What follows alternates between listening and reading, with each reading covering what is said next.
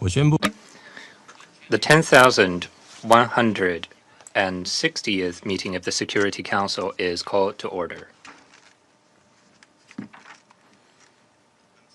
The provisional agenda for this meeting is Maintenance of Peace and Security of Ukraine. The agenda is adopted. In accordance with Rule 37 of the Council's Provisional Rules of Procedure, I invite the representatives of Finland, Lithuania, Poland, Romania, and Ukraine to participate in this meeting. It is so decided. In accordance with Rule 39 of the Council's Provisional Rules of Procedure, I invite Mr. Khalid Kiari, Assistant Secretary General, Departments of Political and Peacebuilding Affairs and Peace Operations, to participate in this meeting. It is so decided. In accordance with Rule 39 of the Council's Provisional Rules of Procedure, I also invite Her Excellency Ms. Hida Samson, Chargé d'Affaires ad interim of the Delegation of the European Union to the United Nations, to participate in this meeting. It is so decided. The Security Council will now begin its consideration of Item 2 of the agenda. I warmly welcome the Secretary General, His Excellency Mr. Antonio Guterres, and give him the floor. Mr. President, with your permission, I will make some brief remarks, and the Assistant Secretary General Chiari will provide a detailed briefing. Mr. President, Excellencies, allow me to make a direct appeal.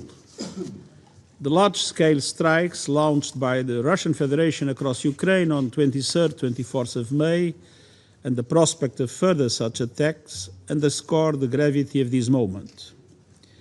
Since February 2022, more than 15,000 civilians have been killed in Ukraine, nearly 800 children among them, as verified by the Office of High Commissioner for Human Rights. Reports from the Russian Federation indicated also a growing number of civilian casualties, including children. Humanitarian personnel have come under attack. Serious violations of international humanitarian law continue. The human toll is increasing. In the first 4 months of this year, more civilians have been killed in Ukraine than in the same period in 2025, or 2024, or 2023. The front line is virtually frozen, with swarms of drones inflicting heavy casualties, and civilian infrastructure is being destroyed on a vast scale, especially energy infrastructure. This could go on and on and on. But the direction of the war, the escalation and intensification that we are witnessing, risks to get out of control. The risk of miscalculation, the risk of escalation with unknown and unintended consequences. And so let's speak plainly. The current course is not sustainable. The trajectory must change. The death spiral must stop.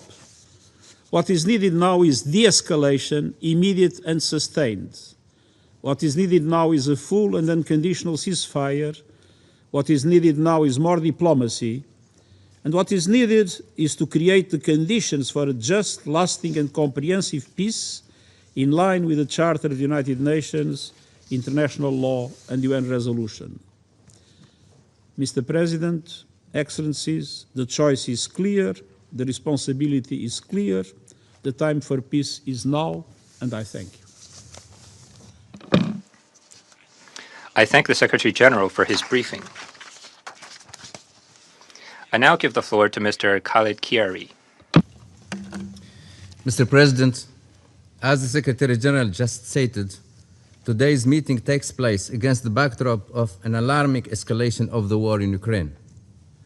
On the night of 23rd and 24th of May, the armed forces of the Russian Federation launched a massive strike across Ukraine, reportedly deploying as many as 90 long-range missiles and 600 drones. Among the weapons used was the so-called Oreshnik intermediate-range ballistic missile, which targeted the city of Bila Tserkva in central Ukraine. This marks the third known instance of the use of this weapon by the Russian Federation in Ukraine. At least 5 people were reported killed and at least 112 others injured across Ukraine, with the heaviest toll in Kyiv. The city's more than 2 million residents endured over 7 hours of explosions, impacting dozens of residential buildings. According to UNESCO, more than 30 cultural sites were reportedly damaged in this latest wave of attacks. The diplomatic residence of the Albanian ambassador and the compound housing the United Nations Resident Coordinator and several UN agencies were impacted by falling debris from strikes in central Kyiv. Fortunately, no UN staff members were injured. Attacks continued into this week, impacting civilians across southern and eastern Ukraine. Russian Federation authorities have also reported rising civilian casualties from alleged Ukrainian strikes. On 25th of May, 2 civilians were reportedly killed in the Belgorod and Bryansk regions. Mr. President, we remain deeply concerned over the recent announcement by the Russian Federation of plans to conduct, and I quote, consistent and systemic strikes against Ukrainian defense enterprises in Kyiv, as well as against decision-making centers and command posts, end of quote.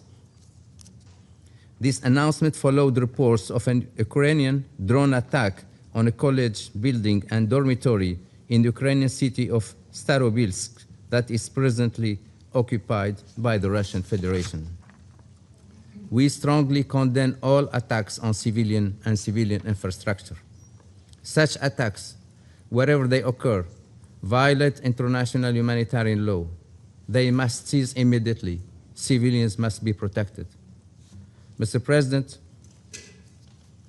the United Nations and our humanitarian partners continue to operate under extremely dangerous conditions to reach civilians in need.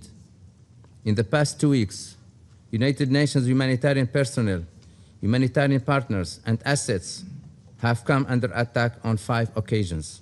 This is unacceptable. Humanitarian personnel and clearly marked humanitarian missions must be protected at all times in accordance with international humanitarian law.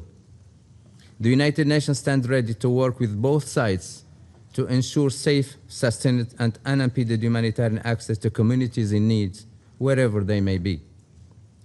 Despite the challenging conditions, the United Nations continue to support recovery and reconstruction efforts, as well as human rights monitoring and advocacy.